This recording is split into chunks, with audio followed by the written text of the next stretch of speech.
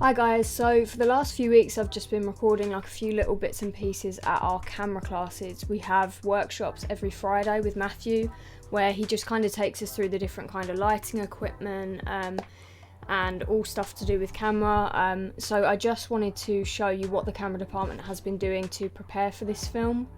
So this is just a vlog of that, enjoy. Actually, before we jump straight into that, I just wanted to show you the ridiculous setup that I'm editing in right now.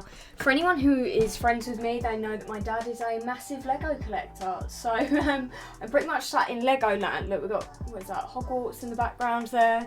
I literally have this set up on this little minifigure collection, and then that's not all. Come over here and, Jesus, how am I meant to focus?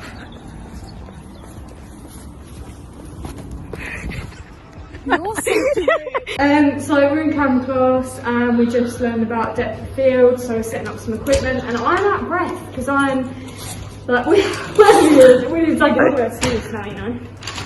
Are we sitting? Is that cool? It's up to one. So Matthew's just watching us making a tit out of ourselves for YouTube. That's quick. Clearly Matthew's favourites, as we're always getting the new equipment. Do you want to set a light up now?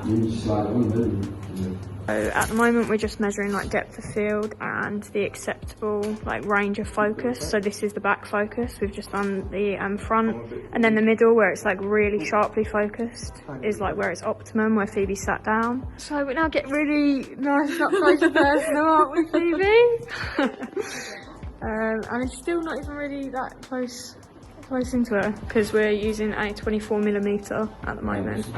Here Matthew is just reviewing our findings, which are essentially that the closer the subject is to the camera, the narrower the depth of field is, which means that the area or distance of acceptable focus will be smaller than if the subject was further away from the camera. Anyway, that was the end of this week's session, and I'll be back next week. So it's my favourite time of the week again. We've got camera class, which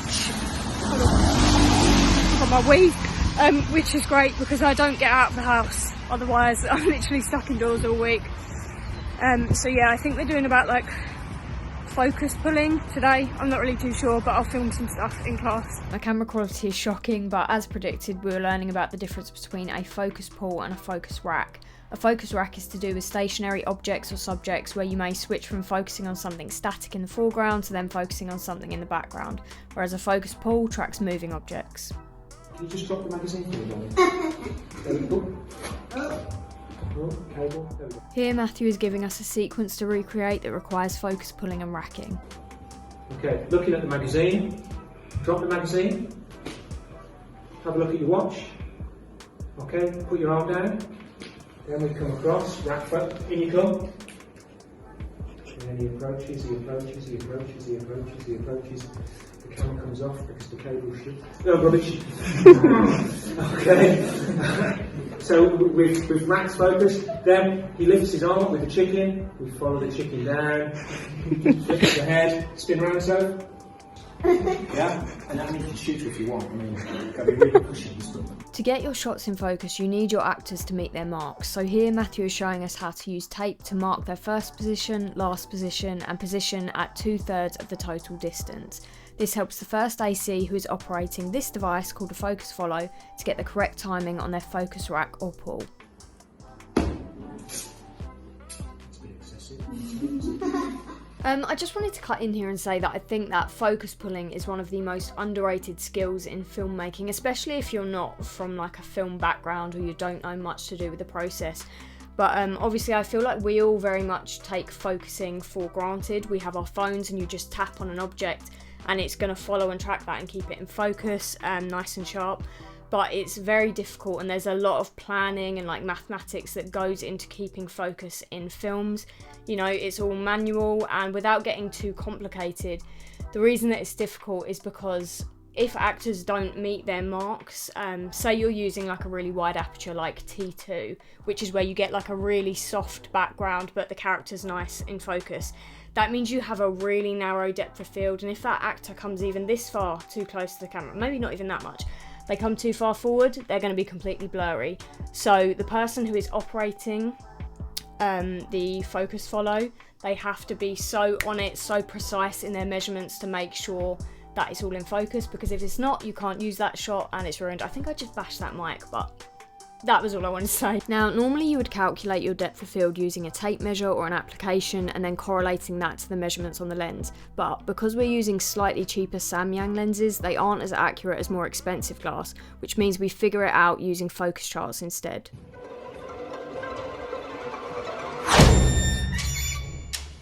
I bet I'm not even going to do it though. I feel the pressure coming up.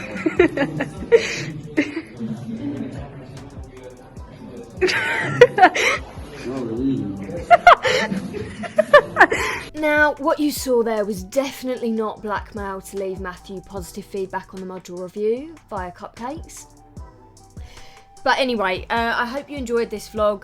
This will be it just for a little while because we're now off for Christmas and we haven't got more camera classes, but hopefully you learnt something and it was interesting to see the kind of things that we learn in those classes.